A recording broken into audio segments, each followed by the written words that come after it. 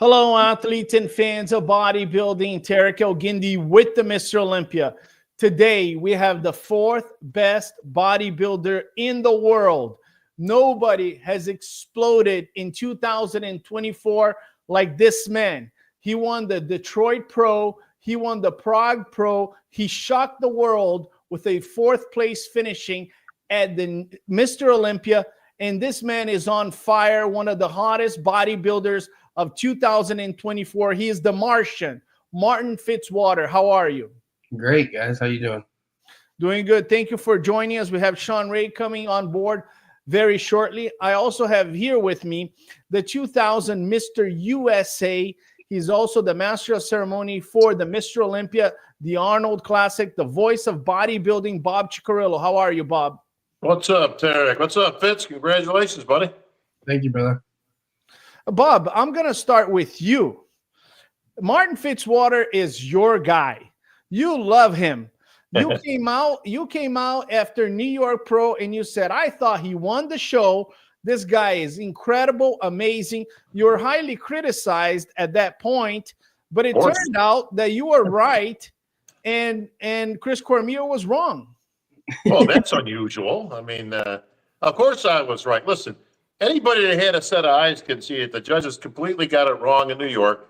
I'll go toe to toe with anybody. I was there. I was right in the front row. So it's not a case of, well, you weren't there or any of that type of. I was there. Okay, it was close, but the bottom line is I thought Martin presented a better package. Overall, his conditioning was spot on. He had better symmetry, proportion, shape. Presented himself very well and was able to go toe to toe with muscularity. So all those factors given, I thought it was kind of a 1-2 for Martin. But listen, that's why you have a panel of judges. You know that, Tarek, as you're one of them. And sometimes it goes one way. Sometimes it's one vote that can make the difference. And I know that was very, very close. But I was vindicated as Martin took fourth place at the Olympia, beat a whole bunch of guys that nobody thought he was going to beat. And if Nick Walker was there, he would have beaten him too at the Olympia. And now shores it up by winning a title and becomes one of the only men to ever beat Chris Bumstead on stage. How about that? So good for you, Martin, man. You're doing good, kid. Hey, thanks, brother. I appreciate it very much, man. I'm on cloud nine, just doing what I love, man. Like we've talked about before. I know I've come on a few times, and I'm just a kid living my dream, bro. So I couldn't be more excited to just keep doing what I'm doing and having fun doing it. Well, Martin, you defeated Chris Bumstead, the most popular competitor in bodybuilding nowadays in Prague. The millions and millions of people, Chris Bumstead's fans, they had in mind that Chris was going to go to Prague, win that show, and then go to the Mr. Olympia. But a guy by the name of Martin Fitzwater crushed their dreams. How do you feel about that? Hey, man, Chris is an awesome competitor.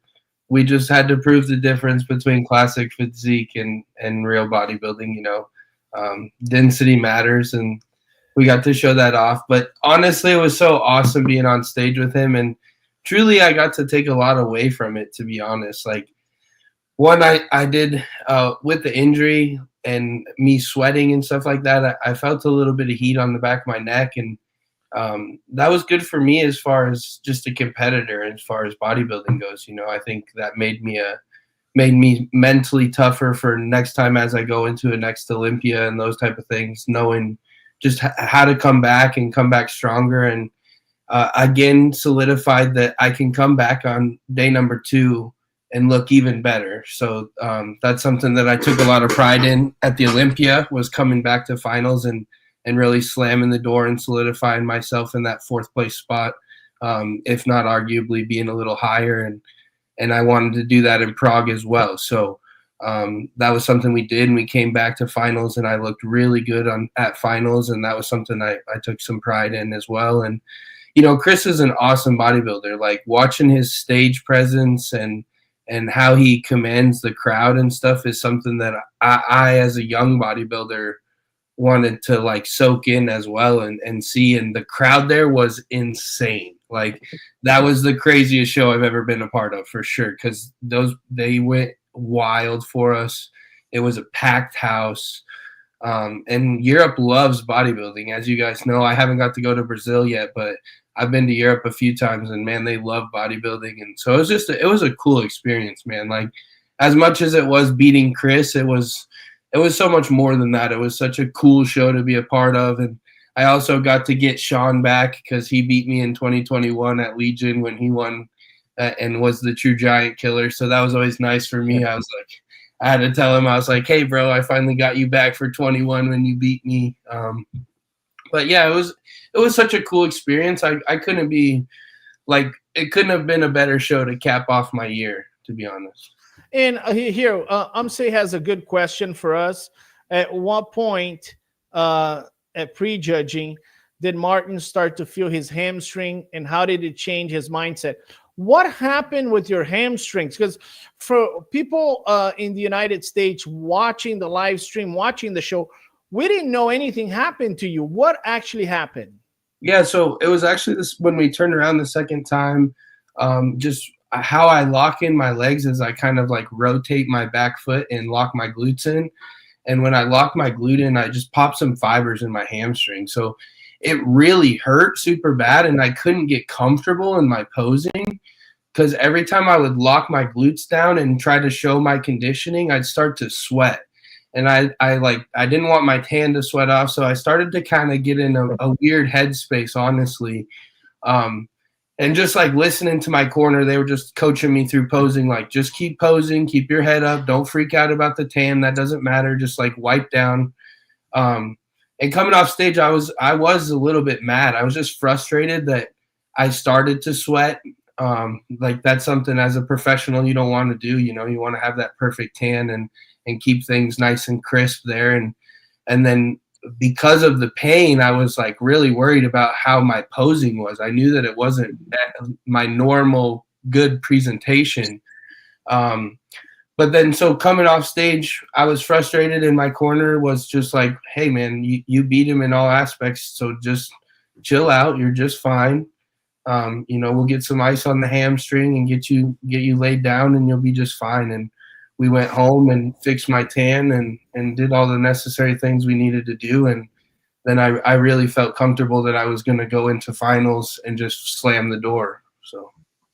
Oh, Bob, how good is Martin Fitzwater? I mean, I after his performance at the Olympia, and knowing that Derek has won the Olympia, knowing that Hadi has won the Olympia, I believe this guy can be Mr. Olympia. How good is Martin Fitzwater?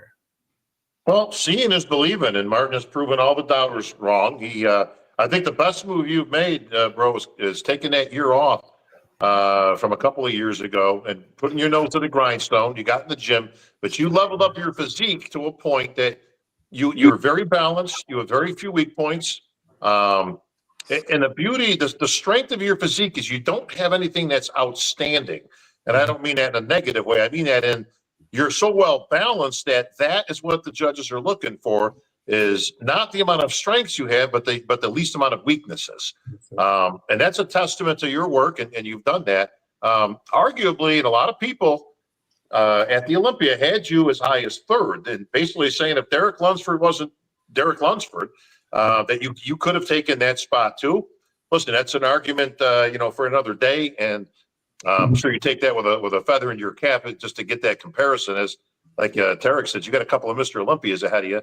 But how good is Martin? Well, listen, he's fourth in the world right now, and again, arguably could have been third. He's right there in the mix at the top level. This is it, the Mr. Olympia. So if you can be fourth, you can be first. It wasn't that long ago that Samson was in that same position. So anything can happen, but any advice I would have, Martin, is to don't change anything. You don't have to reinvent the wheel. You train smarter, not harder. And let your flow and your balance of your physique be your strength. If you're consistent, you can do anything up there. Yes, sir. We want to welcome here Sean Ray. He is Ironman champion, Arnold Classic champion. He's a national champion. One of the best promoters in the world. I was highly impressed by his show, the Sean Ray Hawaiian Classic. Great show. Sean Ray, welcome to Olympia Live. How are you? Good, man. Had some issues trying to log on my desktop. I'm not on my cell phone, so it's probably a little bit better. Well, here's the question. You saw Martin Fitzwater at the Olympia, obviously impressive. Then he goes to Prague and crushes 20 million Chris Bumstead fans into complete desperation because, you know, he beats Chris Bumstead there. How good is this guy? Can this guy win the Mr. Olympia? Well, that's a big feather in his cap. I mean, at the end of the day, what Martin has going for him is youth. And I spent my youth, Flex Wheeler spent his youth, Kevin Avroni spent his youth, Chris Cormier spent their youth chasing three behemoths. I mean, it was Lee Haney and Ronnie Coleman and Dorian Yates. I mean, it was one after another. And we watched our youth disappear until we became old men and had to move on. Bob's right. Bob's right, though, Martin.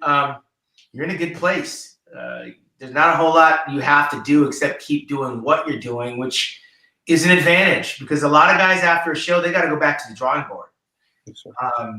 I believe that beating Chris Bumstead had more to do with not changing the look of bodybuilding. You look like a bodybuilder, and he represents the classic physique. And that's debatable depending on what seat you're looking in and what you prefer, but you represent the bodybuilding portion, right? And I've said many times, sometimes changing your shorts doesn't turn you into something that you're not. It really does take an act of Congress to change the look. I said if Chris Bumstead is going to be the look of our sport, they're going to have to change what we perceive as a bodybuilder. You didn't change your look. I think you're better at the Mr. Olympia for sure. I think you had some water retention issues that didn't, bode well for you, but you didn't have to change your physique to beat a Chris Bumstead. You represented bodybuilding, and clearly by what happened at the Olympia, like Bob said, if you weren't competing against the former Mr. Olympia in the form of Derek Lunsford, you might have been third, which is saying a lot. Because we saw the improvements. I remember Derek as a 212 bodybuilder saying, dude, you need to be in the open. You can win the Olympia. And this is before he actually made the jump. Right. He made the jump and he, landed in second place, and then he actually won the competition. You're that guy right now because you have time on your side. You don't have a lot of baggage behind you in terms of having to figure it out. You're just growing into your physique. So it's a good place to be. You have a full year to kind of refine, mature, and I don't want to say take your foot off the gas because I know when January comes, you're going to be all about business. And like fine wine, man, it takes time to redefine what you have. There's some things you need to redefine, but that definition, it comes with time, and you can't race, can't speed time up. Good job. Yes, sir. Yes, sir. So, Mark, what's up? Go ahead. No, go ahead. What are the future plans? I mean, you've competed quite a lot in 2000. I know you took 2023 off. You are already in the map because you had that show in Texas where you and Andrew Jack finished, top two. And then 2023, you were off. But in 2024, you did Detroit. You won. You took second in New York. You went to the Olympia. You took fourth. And then you went to Prague and you won. In today's age, Bob, this is like an incredible year. Competing 4 times. I mean, you might get an award from us, right? Many times. Sometimes guys compete once every 4 years. If you do your homework right, which Martin did, again, he took a year off, again, smart play. And then he set his goals on these shows. And that's exactly what a good professional does is he outlines the year, sticks with the game plan. And now, and I'm just guessing, Martin, because we don't, until you give an answer, but now you need some rest, okay? Like doing the Arnold right now, and I've said this on record as we've had shows before, I don't think it's a good move for Samson. And he's pledged his allegiance that he is absolutely going to do the Arnold, and he's set on that, and all that's good. I think that's a tactical mistake. And I think, Martin, I would assume you're not doing the Arnold, bro. No, I'm not, man. I need some rest, like you said. Mostly just, I want to spend some time with my family over Christmas and all these things. And I've been, like you said, I've been dieting since January last year because I thought I was going to get the invite to the Arnold last year. So, no, I definitely need some time off. I definitely want to compete a few times next year. I really do think as a bodybuilder, stage time matters. and I want to soak that in as a younger bodybuilder and do it while my body still can compete a few times in the year. You know, learn how to peak myself. Obviously, we're getting pretty close to a good spot, but I want to continue to progress in that and compete a few times next year if I can. Well, the beauty we're right now, looking Martin, is you put at yourself in the Pittsburgh driver's seat. Pro Nope, and sorry, we're having some technicals here, but possibly something We're having a else little bit of a around there. I delay. know FIBO's before that. I would love to compete in Europe again, but I don't know if that'll be too early for me. So, Bob, basically looks like he's going to do the Pittsburgh Pro. What do you think about that? I mean, that's not the worst move. Right now, what he needs is a little bit of rest. Pittsburgh, if that should be what it is, great. That does give him probably enough rest. He also controls his own destiny because he's already qualified. So Martin's going to go back to the drawing board, I assume, with his team, figure out what the best strategy is, whether it's Pittsburgh or something later. But because he's already qualified, he doesn't really have to do anything now, which is great because it puts a bodybuilder in a great position. This is why I thought it would have been smart for Samson, although that money is lucrative in that title, to skip the Arnold, because this was the only time that he's had in his career to take 6 months, I don't want to say off, but okay, off of prep. Okay, get off the gas a little bit, get off of the diet a little bit, let the joints heal, go enjoy life with your family and all that stuff, and then get back to the business of bodybuilding, and then go defend your title at the Olympia. But because Samson has opted to go in the Arnold, and we'll assume that he's going to stick with that, he doesn't have that option anymore.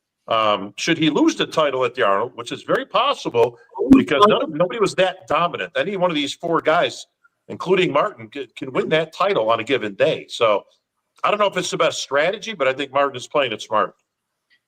Well, how old are you, Martin?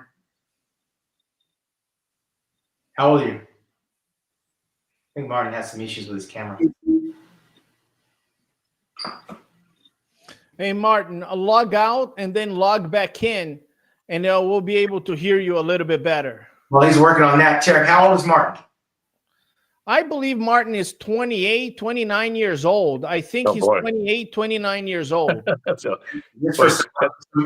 I mean, for me, I was there. I'd be done. I'd be waiting until next year's Mr. Olympia. He did 4 shows this past year.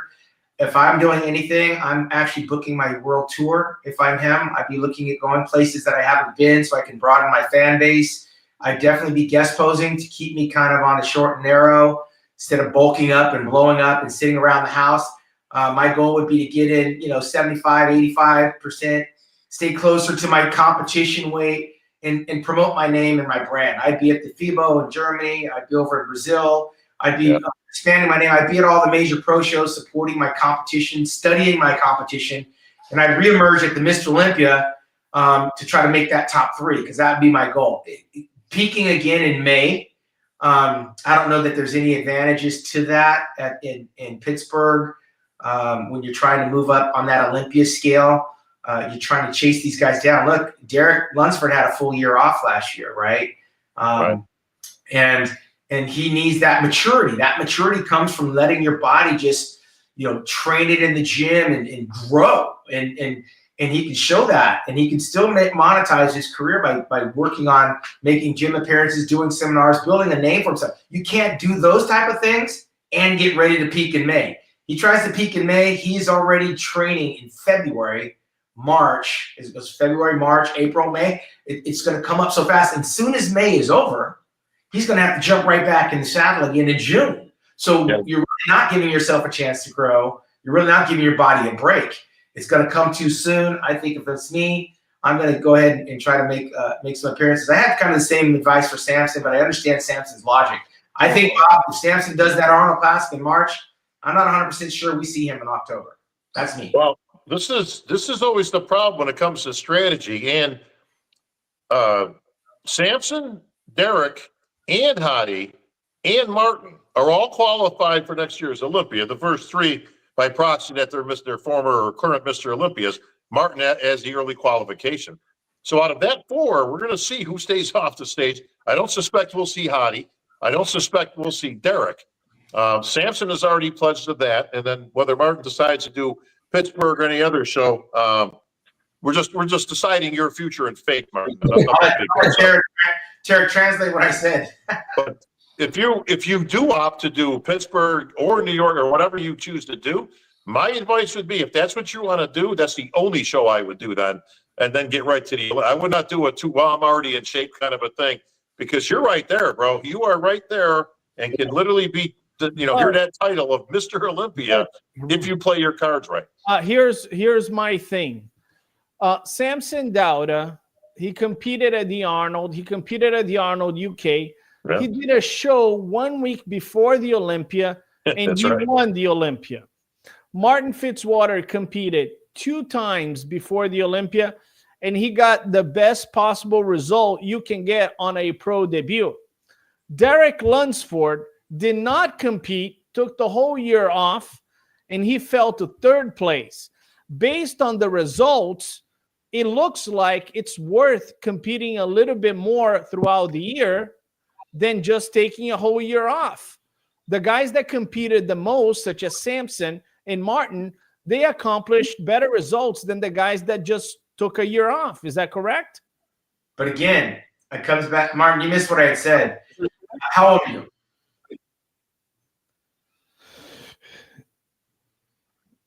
We're having 27. 27. Again, Derek's not 27. Samson's not 27. Hadi's not. They're 10 years older than Martin. My advice, Martin, was when you were gone, that I was there too at 27. But I personally, at that age, was still not fully developed like yourself. These other guys have got 10 years on you. They can compete with more frequency. You need to grow. You need to mature. That body has to have an opportunity to blow up and blow out. And I would personally be booking 20, 25 appearances from February until June. And I build my name and my brand by traveling around the world, guest posting and making gym seminars and gym appearances, supporting all the bodybuilding shows.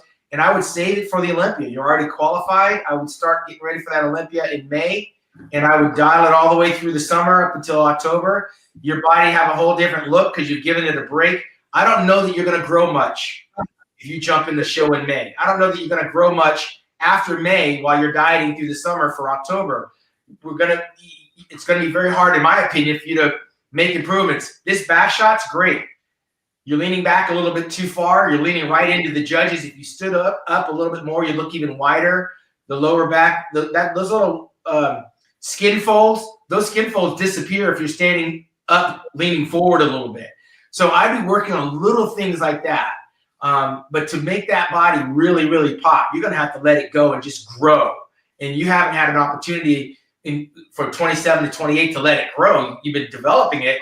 But my advice would be make some appearances, go on tour, build your brand, build your name, and get ready for the Mr. Olympia starting in May, and attend as many shows and expos as you can to get your name out there. You have nothing to prove. Your goal is to break the top 3. These guys are 38, 39 years old. They're already fully mature. We're talking about maturity. They're already there, so they can compete with more frequency. I think if you compete with more frequency, you're going to retard your growth just a little bit. I don't think we're going to see the maturity and the refinement if you continue to stay close to your competition weight. That's me. We have no audio from Martin. Can you guys hear him? No, yeah, your sound. Yeah, I can see what you're saying. For me, the only thing that we still got some problems. Let me. I got a question for Sean Ray. Sean, you said something that was quite remarkable. You recommended Samson Dauda to retire after winning the Mr. Olympia. Correct. The guy just won $600,000, and you're telling him to quit right now. Can you elaborate on that, Sean? I think it's coming from a place of maturity and just general observation from my lens, way out in the retirement world, looking down. It's hard for me to see a lot of positive upswings because it is a matter of attrition, right? This guy has climbed all the way to Mount Olympus. He's not 31 years old like Lehaney was when he retired. He's more closer to 40. And that we've seen and we've witnessed a lot of issues with health-related guys that are in that 6 foot, 300-pound range. He's not, hovering around 250. He's hovering around 300. And I don't know how much more improvement we're going to see out of Samson. I think he nailed it. I think we saw probably the best. I don't know what he could actually do to improve. But for me, there's nowhere to go but down. Big Ramy hit it. His second time was okay, but, there wasn't a whole lot more there. And we haven't heard from nor have we seen Big Ramy. I'm not so sure we get more out of Samson. We're going to see more out of this kid here than we're going to see out of Samson and Hadi because they peaked out. And Martin, can you hear us right now? Yeah, I can finally. Yeah, it's way better. Martin, here's the deal. Whether you're going to compete or not, one thing is for sure. You've gotten back at everybody that took a placing from you. Andrew Jacked, he beat you in Texas. I know you said, I'm going to get this dude back, and you did it at the Olympia, right? Yes, sir. And there's one guy that I know you want to take a lick at him, and that's Nick Walker. You want to beat Nick Walker. You want to put a big smile on Bob Ciccarello. How's your relationship with Nick? Because you guys are, he's a little bit, he's been in the game a little bit longer than you, but he defeated you in New York, and his goal was to say, I'm going to beat the hell out of Martin at the Olympia to take all the doubts away. And then he wasn't there. So now you can't even say, listen, I beat him yet. But is it one of your goals, just like you did with Andrew Jack, to eventually get Nick Walker behind you? No, because I think Andrew actually beat me. I think that Nick didn't really beat me in New York, so it doesn't really bother me as much, man, to be honest. I'm excited to compete against anybody, to be honest. Next year, like these guys said, I'm excited to just make the little improvements, keep just chipping away and being really consistent. And if I keep showing up how I'm showing up, I think I'm dangerous to anybody. You are. I mean, this back thickness right here, to me, Sean, Bob, this back thickness here that he presented, and that's one of the shots that I really think he closed the door on Chris Bumstead. He is thick from the back, huh? Yeah, he's thick. Again, I think there's a few things he has to just work on his posing. It's again, I need some mobility. Yeah, actually, something that's really a big focus for me. 2-3 pounds of tissue on my physique is going to look like 5 probably or more, to be honest. Mm-hmm. So I don't really need to put on a ton of size as much as I need some refinement. So I'm doing some mobility work to really open up my T-spine. My back is really, really tight in that middle spine trap area. So I'm doing some PT stuff to really open that up and really be able to get my lat spread to completely open up, as well as be able to hit my front lat spread and actually be able to stand up straight and lift my sternum. So that's a big focus for me right now. And then I also have a little bit of a shoulder injury from college shot put. So if I can fix the mobility issue in that as well over this downtime, I'll really be able to hit some poses even better and really be able to present my physique even better. And then the other thing that I really just want to continue to refine is my midsection.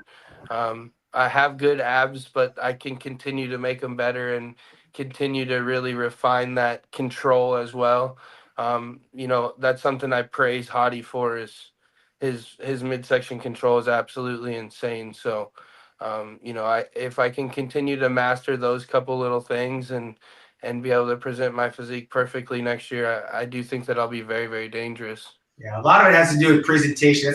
It's a good ab shot where your hands are totally not where I would have them. It looks like you're just sitting them on top of your head. So it's going to take more and more practice to get comfortable in that pose. And like you said, more flexibility where you can get your hands behind your head and not on top of your head. A lot of guys do that. A lot of the bigger guys are up here. You got to get those hands out of the way so we see nothing but elbows, and you're able to lean back instead of lean down on it. You'll be able to see more of a washboard ab, just small posing stuff. That's gonna happen on your run up to the show. My recommendation when you got logged off, I was telling these guys if I was your age, I'd take my time. I would not be trying to rush in to jump in a bunch of shows. If you're competing in May, I already know that you're getting ready February, March, and April. When May comes, you're going to have June and July, and then you're right back in the saddle again. That's not a break. That's not rest. That's not growth, because you're going to be on this yo-yo that you just run. You just did it last year. So rest and recovery have to do with time off. And back in my day, people tried to criticize me for taking time off, but I was able to get better because I was able to take time off. And I was also able to build my brand on a global scale. You're not going to be able to punch that passport in Brazil and in Germany and in England and all these other places unless you have the time for it. So my recommendation was, use the early part of the year to make your appearances, build your brand, use the summer months to get ready for the Olympia, and just you're qualified. I mean, people used to just qualify so they can wait for that Olympia and let everybody else chase all that other money. But you're working on building your name and your brand. You can't do that while you're dieting and training for competition. So there's something to consider with your age. You're 10 years younger than these guys. You have the luxury right now to use that time to grow until like May or June before you actually have to start prep again. You start again from May. You're going to start in, I imagine, February. That's going to come too quick, I think. Yeah. No, it's a quick turnaround for sure. We haven't, like I said, I haven't made a full decision, but I do think I probably will compete in May. But it really comes down to how my body responds, so that's the biggest thing. And I love bodybuilding. So if I can get on stage as much as I can, I will. But there's also improvements to be made. Like you said, I do want to be Mr. Olympia. I'm not in a hurry. I'm not worried about if it's going to happen next year, or it will happen eventually for me. I truly believe that. So I want to keep getting better. I want to keep progressing as a bodybuilder, and learning all those little things, like you said, being able to present my physique better on stage, having better stage charisma. All those things are very, very important to me over the next few months, really working on those type of things as well, to be able to be the best that I can be on stage.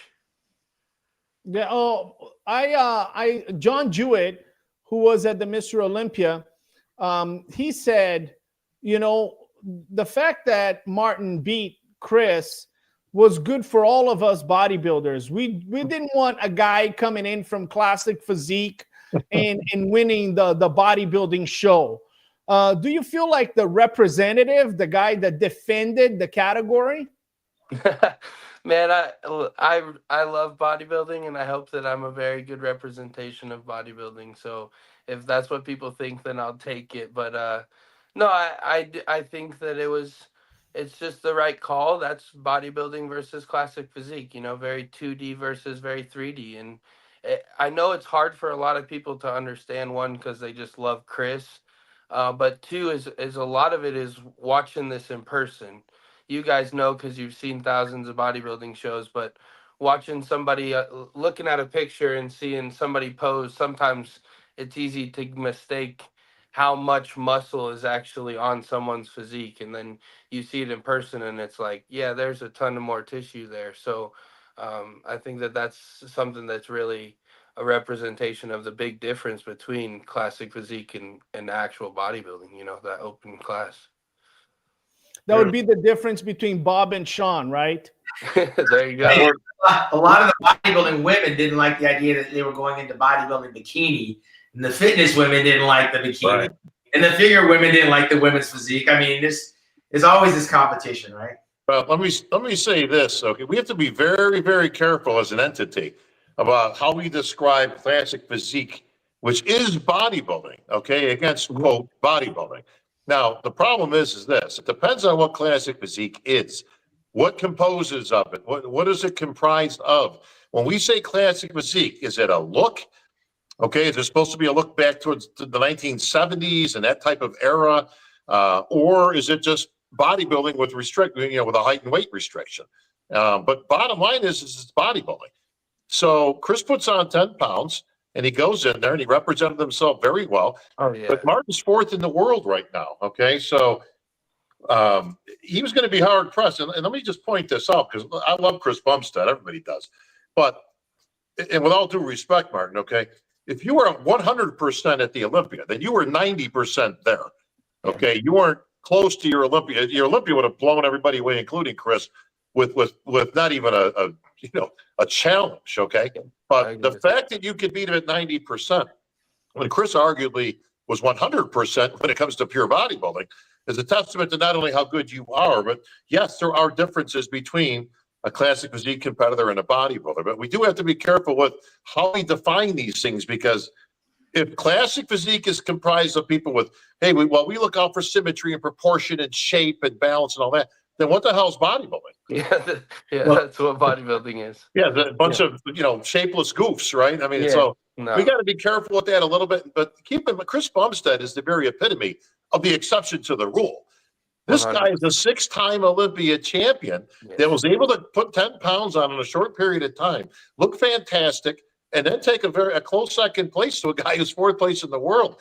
If you put anybody else up there from classic physique, Martin would have wiped the floor with them at 80%. I was just about to say, Chris is a very exception to the rule in all ways, shapes, and forms. And Chris, if he decided to be an open bodybuilder and decided to put on 15 pounds, we'd all be in trouble. Yep. So that's to be said, is like you said, it is bodybuilding. It's just with a restriction. Mm-hmm. But to come in and from that class and just jump in, no one but Chris can do that in 4 weeks. Let's just be honest. Like, he's a very exception to the rule. Otherwise, you would probably get mopped, like you said, and that's just bodybuilding. That's what it is. It's time, without restriction. That's open bodybuilding, is how much time can you do without restriction. Well, my whole argument with Bumstead was that for him to win, the judges would have to reimagine what a Mr. Olympia physique represents, what it looks like, because you can't be in this muscle mindset, and that's all it requires of Samson and even previous Olympia winners like Dorian and Ronnie and the guys that I came up with. You would have to, again, I put myself in the equation, because it's either my style of physique or a Dorian style of physique. Someone's got to win and lose. But for me to beat somebody like a Dorian, you'd have to reimagine what Mr. Olympia could look like, because my era literally was like 5 years before I got there with Samir and Franco and Chris Dickerson, the smaller guys. Once Lee Haney showed you how big you can get, everything got big, and that's what Mr. Olympia looks like. So for Chris Bumstead to beat the big bodybuilders, they would have to reimagine what the criteria is, and the judges spoke resoundingly. We are not going to reimagine what the criteria is. Chris Bumstead is streamlined. For bodybuilding, he does not have the amount of muscle to beat guys like Martin, like Derek, like Hadi, like Samson. He hits a side chest, which he dominates in the classic physique. And when he hits a side chest next to Martin, he's just missing beef on the legs and beef on the chest. When he hits a back double biceps, which is quite impressive, he has the width, right? Against some of those guys, and he hits it against Martin, he doesn't have the thickness to go against a guy like Martin. And when he hits a back lat spread, which is a pose that he hasn't hit in his career, right? He doesn't have the thickness to go against guys like Martin. The standard, is a guy like Samson Dauda. Samson Dauda is big, massive. He's got the density. He's got the lines. His conditioning could be a little bit tighter, but he is a bodybuilder. He's a better bodybuilder than Chris Bumstead is. Martin is a better bodybuilder than Chris Bumstead is. If Chris came up to me and said, Tarek, what do I have to do to become Mr. Olympia? I would tell him, Chris, if you want to be Mr. Olympia, you're going to have to take 2 years off, get some muscle on your chest, get some thickness on your back, Your legs looked awesome, but you probably have to add some hamstrings and not compromise your midsection. You're about 15, 20 pounds away because you're a tall dude from being Mr. Olympia. That's the reality. And everybody, including myself, I love Chris Bumstead, but I made this prediction prior to the show. And Chris himself said on Olympia Live, he said, if I ever compete in the Open, I would be similar to Rafael Brandon. And he ended up being exactly like he predicted, similar to Rafael Brandon. Martin Fitzwater at this point is a better bodybuilder than Chris Bumstead. And for all the 25 million followers of Chris Bumstead, I love him. I think he's an incredible, phenomenal athlete. But in terms of bodybuilding, there's about 5-6 guys that are better than him right now. I hope I didn't hurt your feelings, Sean. No, I mean, listen, again, I'm a Chris Bumstead fan from head to toe. And I think Martin gets that too. I was in Hawaii, Martin, and Sean was crying that Chris Bumstead lost. No, I mean, wait, hold on a second. I'm not gonna let him. I'm not Chris Premier Terry. Martin was not 100% like Bob stated. He was like 90%. He was sweating a lot. We saw him peak at the Olympia. So now Martin's off. I thought that left the door open for Bumstead to win. I wasn't there. Like you said, the 3D effect is different in person.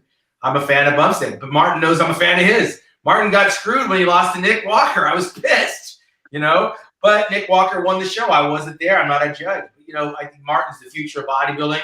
Here's the thing about this industry. You can't criticize one guy without hurting somebody else's feelings. And I was criticized my whole career for being too small, too short, too narrow, and all these things. That shit rolled off like water on a duck's butt, right? You don't have to really consider the source who's criticizing you. You hear it, and you go to the gym, and you continually train beyond it, right? I'm a fan of Bumstead regardless of Martin. I think Martin's the future of bodybuilding. But that future that I think is in the future, Martin might wind up getting sick. Martin might wind up not wanting to compete. Martin might fall in love, have kids, and decide he doesn't want to bodybuild. We don't know. That future comes one day at a time. And that's why I said you gotta slowly ease into it because of your age. You are chasing guys 10 years older. It's a marathon, not a sprint. You don't have to compete a lot because everybody else is competing a lot. I think you have time on your side, and you know there's a reason why I think some guys got really good at the end of their careers, and a lot of it's because some of the guys that were really good graduated, they retired, and they moved out of the way. And some of those guys that were middle of the pack, they wound up coming up to the cream of the crop. Well, let's keep things. We got to keep things in context here, okay? If you're watching the show in context, okay? If you're not a fan of anybody in particular, you're watching it as a judge should be watching it. What you find is that if you don't fall into the King Has New Clothes, Chris Bumstead appeal of 20 billion people out there, you're just looking at bodybuilders, okay? Like Tarek said, the thickness difference was tremendous, okay? Now, that's with Martin, arguably not at 100%. Fourth place, best guy in the world. If he was standing next to those guys at the Olympia, including Martin, including Jack and some of the other guys, and Hunter Labrada, you would see a huge difference. Samson Dauda, okay, as Chris Bumstead was what, 250 on stage, I think somebody said? Yep. 250, like okay? Samson Dauda is 40 pounds heavier than Chris Bumstead. 40 pounds of muscle in condition. Yeah. Huge difference. Okay. Andrew Jack, as you know, Martin, you stood next to this. This guy's a mountain. And don't let the Olympia fool anybody. Andrew Jack is somebody to be concerned with going forward because he's got all the attributes. He's just got to nail it, and he'll be right there with these guys as well. But the thickness of Chris, he looked great, and nobody's taking anything away from him. But if you're a judge looking at him, if I was putting myself in the judge's seat, he needs bigger arms at that size. He needs more thickness and bigger back. And an overall general thickness to his physique. Like Tarek said, you have to take a good year or two off. If that's, I suspect he's done. I don't think he's got anything left to prove. But you could see differences of there. His arms did not look as impressive at this show than it did at the Olympia where he won the Classic Physique title because overall his body got bigger, but his arms didn't grow 2 inches. Right. So with all due respect to Chris and all that, I think he's done tremendous. I think he fulfilled everything he wanted to do. And I think now he'll go on to the next chapter of his life. But I think he exposed that there is a huge difference between the top 5 Olympians, let's say, and the top 5 classic physique guys. Big difference. I'm going to say this. I don't think Chris Bumstead is done. Really? I do. I don't think Chris Bumstead is done. I think he's going to go back to his house, spend time with his wife, spend time with his daughter. And then after 6 months, he's going to be looking at the walls and he's going to say, you know what? I miss it. I miss it. Remember, there's one thing that people forget. Chris Bumstead started his career as a bodybuilder at the North Americans. He won the heavyweight and then he lost the overall to Justin Rodriguez. He's finishing his career as a bodybuilder, losing to Martin Fitzwater in Prague. This is a guy that's conditioned his mind to be a winner, to be a winner. After 6 months by himself in that house, he's going to look at those pictures and say, you know what? I'm going to come back. I'm not going to tell anybody. I'm going to ask for an invitation, an Olympia invitation. And after 2 years, 2026, I think Chris Bumstead will be on stage at the Mr. Olympia. I could be wrong, Bob, Sean. Let me put this in context for you. I am 0% chance that Chris Bumstead at any time from this point forward relapses back into the idea that he's going to go back into the grind stuff. He ain't going back to classic. Okay, that's a chapter that's done. And start all over to go. Listen, he's got nothing to be ashamed about. He lost against the guy who was 4th place in the Mr. Olympia. He fulfilled his destiny, which he's been telling me for years that when he gets done, maybe he'll hit one open show just to see what he can do. And then he was good. But you talk about diminishing returns. You know what a disaster that would be? Right now, he leaves with his legacy intact. He leaves as a 6-time, all-time winningest champ in Classic. We may never see that beaten. He took a close second place to Martin, okay, in an open show. He has absolutely nothing to gain and everything to lose by ever coming back and competing in bodybuilding again. Well, one of us is going to be wrong. Well, that's going to be you. Of course, Sean, your 2 cents. I back you up, Bob. I mean, there's nothing left here. The ship sailed. The guy's nursing some injuries. That baby's going to consume a whole lot of his time. Yeah, he may be in the process of making another one right now. And that changes you. That changes your game plan. And he's got some businesses. He actually, I think, is going to feel a little bit more liberated. We'll probably see a different side of him that we haven't seen because here I have Xavier from Desktop Bodybuilding is agreeing with me, but some people are disagreeing with me. Before we finish this live, I have one question for Bob and Sean. Where is Martin Fitzwater finishing at the 2025 Mr. Olympia? Bob Chick, your time to lose some followers. Never, my friend. Always gaining followers. Martin will be in the mix once again. Where will he place? I mean, obviously, we've got to see it unfold, right?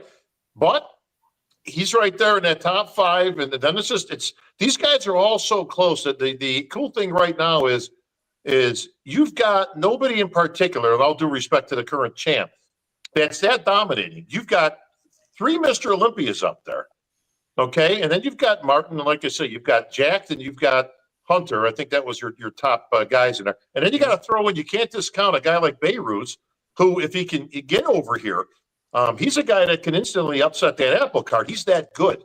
So given that crew right there, it's anybody's game of who shows up on game day. Martin has a distinct advantage that he's probably the most complete guy that's up there. But where is he finishing? Well, in the top 3. I mean, he can take out a Hadi or, well, listen, even Samson, because even I love Samson. Everybody knows I'm a big Samson fan. His conditioning listen, he's hit it once. Okay, let's just keep it real here, okay? And he hit it right on game day, and it got him the Olympia title. But he doesn't have a lot of room there to spare. If he comes in the 90 percentile again, he could drop anywhere from 2nd to 4th or 5th because everybody else, Martin's conditioning is on par with Derek and Hadi. That's a huge factor when you get to that level because it makes somebody like a Samson look like the odd man out if he doesn't bring that 95 percentile of conditioning. And we haven't seen that sort of consistency from Samson yet. Now, maybe he can do that. Maybe he can't.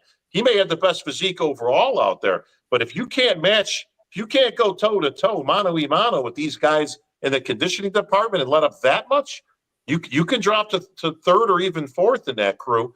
But Martin will be battling for the top three without question. Sean Ray, where do you foresee Martin Fitzwater at the 2025 Mr. Olympia? I'm with Bob. He's going to be in the top three. One of the big three is going to stumble.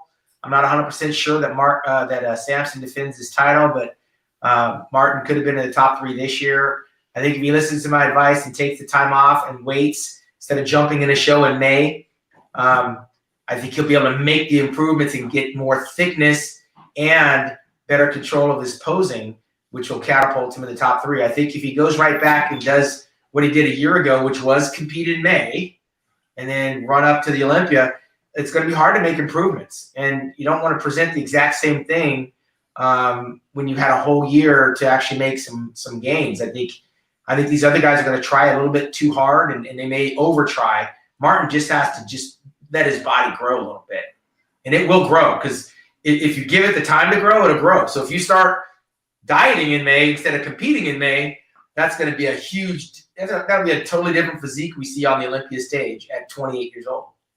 Well, it is a great question. This man is on fire, and he's very determined. He trains very hard. Martin, where are you finishing in 2025? I'll be right there in the top three, like they said. That it still comes down to game day.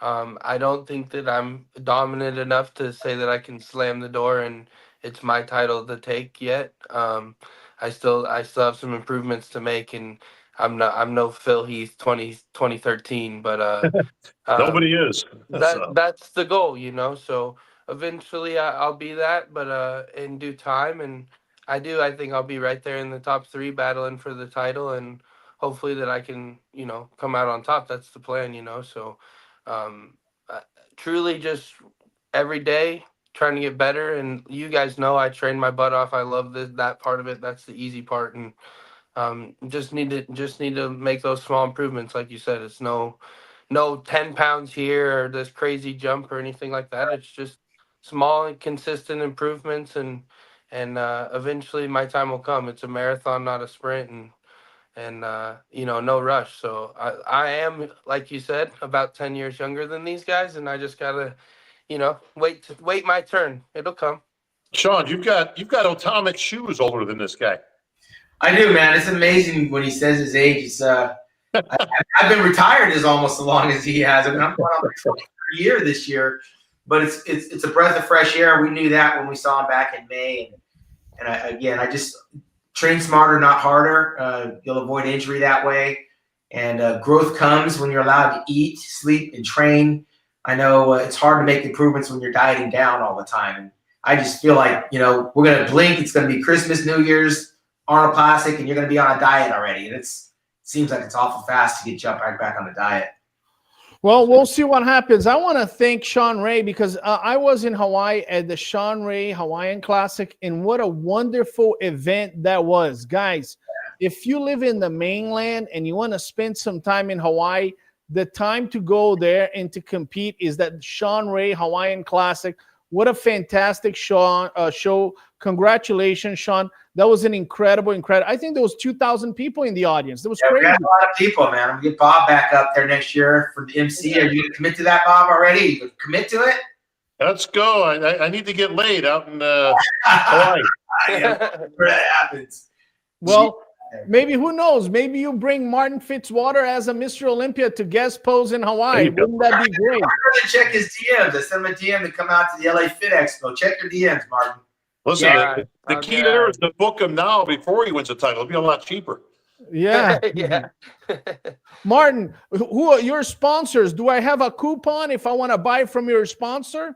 You can use code Martian with Hostile and then Mint 45. And you guys can use my link in my bio and all that other stuff. But really, my people, they all take great care of me, and I appreciate all of them, So just, like I said, Hostile, Helix, Uprising, which is, Uprising. We got to give them a big shout out for making bodybuilding great with more money, and that's helping us build the prize money to really be able to do this at the highest level. So it's really awesome. Check your DMs. They want you out here at the LA Fit Expo, bro. That's what I do. The seminar. I'll make sure I get out there. Well, I'll message you. All right, bro. And then we have Mutant sponsoring Sean Ray, right? Sean, do I have a coupon to buy stuff at Mutant with your coupon? Yeah, man. Just go to iammutant.com. Just get whatever you want. Right now, we're still working on the Black Friday sales. It's still going on, so get some gear. All right. And Bob, is your coupon at Mutant better than Sean's? You know what? They don't even give me coupons. But I tell you what, if you want to buy a Panada piece of equipment for $10,000, I'll knock $50 off, and everybody will be happy. There you go. Perfect. These are some of our sponsors. I want to thank Martin Fitzwater. In my opinion, he was the bodybuilder that just came out and exploded in the scene in 2024. This guy won the Detroit Pro. He went on to the New York Pro, put on the heat against Nick Walker at the Mr. Olympia. He was the talk of the town, was on that first call out battling with, 3 Mr. Olympias, Hadi Chupin, Derek Lunsford, and Samson Dauda. If that wasn't enough, he crushed the hope of 25 million Chris Bumstead fans by going to Prague and taking that Olympia qualification. Martin Fitzwater is on fire. Thank you so much for joining us. Anytime, guys. Let me know when you want me back. And I want to thank Sean Ray. Actually, nobody knows exactly his name anymore. He's Asia Monet's father, because after I saw her singing, nobody cares about you anymore. Okay, That's right. Everybody was at the show going, why don't we have this girl singing songs for the whole time? She is a wonderful artist, man. She is an incredible artist. Congratulations. That voice, I mean, it's incredible. So you've done a great job. And I want to thank my co-host from Olympia TV, Bob Ciccarello, fresh off Panada headquarters. Is that correct? Yeah, I was just in Apiro, Italy. It's never a bad place to be. Absolutely. We are going to bring next weekend, I'm going to have Rafael Brindel, and finishing up the year, we're going to bring the Mr. Olympia, Samson Dauda for Olympia Live. We'll see you guys next time. Ladies and gentlemen.